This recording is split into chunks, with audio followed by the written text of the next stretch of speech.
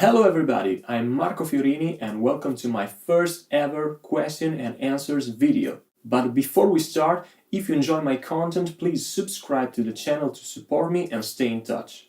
The questions I'll answer today have been submitted on my two videos about negative harmony and cover a lot of interesting topics. So let's start. Arnaud Tournay. Hi, why does the negative scale start at the fifth? I'll answer to this question quoting from A Theory of Harmony by Ernst Levy. At page 22 of this book, Levy says that the fifth occupies a special place, being the only tone present in the second octave. He's talking about overtones. In absolute conception, the generator 1 on 1 C produces 1 on 3 G. The generator 1 on 3 G produces 3 on 3 C, so 1 on 1. In absolute conception, the chances for each tone to be considered the generator are equal. We might say that the fifth is an interval with compensated currents. The fifth is the pre-sexual interval, hence its peculiar purity, its archaic character of something stemming from before the creation. And I think that we can hear this particular character in the introduction of Beethoven's Ninth Symphony.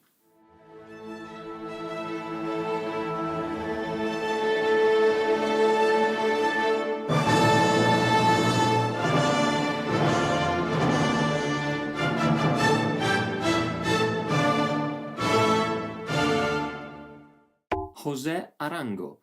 What's exactly the difference between this and modal interchange? Well, the first big difference lies in the kind of chords you can borrow.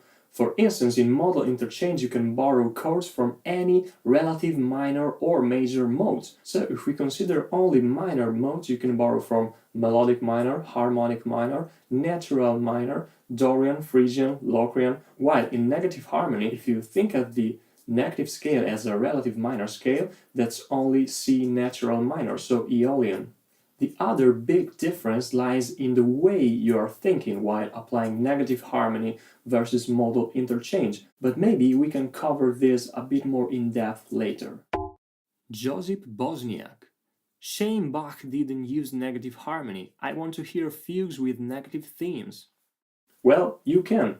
In fact, Bach used negative harmony, while surely he didn't call it this way. In the vastity of Bach's repertoire, we can find a couple of interesting examples of mirror composition. The first one is the Contrapuntus 12 in the Art of the Fugue, which is a double 4-parts fugue, one rectus and one inversus. The second example is a mirror canon contained in Bach's musical offering. This canon is called Quaerendo Invenietis, literally seek and you'll find. And in the melody there are two clefs, one of which is an upside-down bass clef that indicates that the reader has to find out the mirroring process to come up with the second melody of the canon.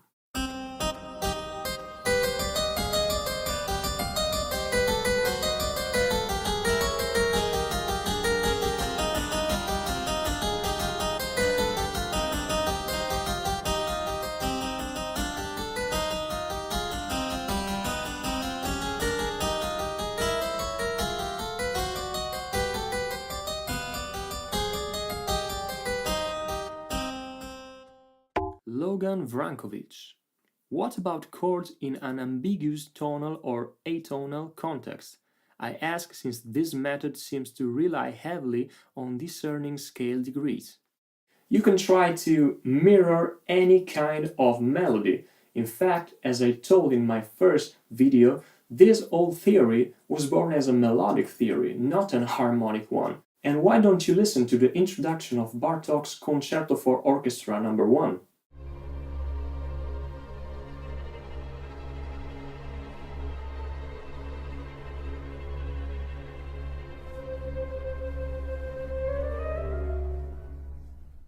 Michael Cohan.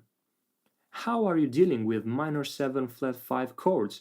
I'm not really pleased with the diminished flat 6, dominant 6, 5 that results in the negative word. To answer this question, we may think that Levy didn't call this concept negative harmony, but minor harmony. So a minor 7 flat 5 chord, it's already a minor chord, a plagal chord, and is nothing but a minor 6 with a 6 in the bass. so you don't have to negative the negative, or it will become positive. Negative harmony to me is nothing but the other half of harmony, of the positive harmony which we are taught to in schools, and we have to combine the two theories to find our voice. Also, quoting from Dizzy Gillespie's autobiography To Be or Not to Bop, he talks about Thelonious Monk describing a new chord as a minor 6 chord with a 6 in the bass. And I talked also to Steve Coleman and Barry Harris, and I know for sure that they think of these chords in this way. To them, there's nothing such as a 2-5, a minor 2-5. Also, music is not 2-5, music is movement. But in these terms, a minor 7 flat 5 chord to them is nothing but a minor 6 with a 6 in the bass. So today's video ends here. Thank you for watching, I hope you enjoyed. Let me know in the comments below if you have any more questions you'd like me to answer, and see you next time.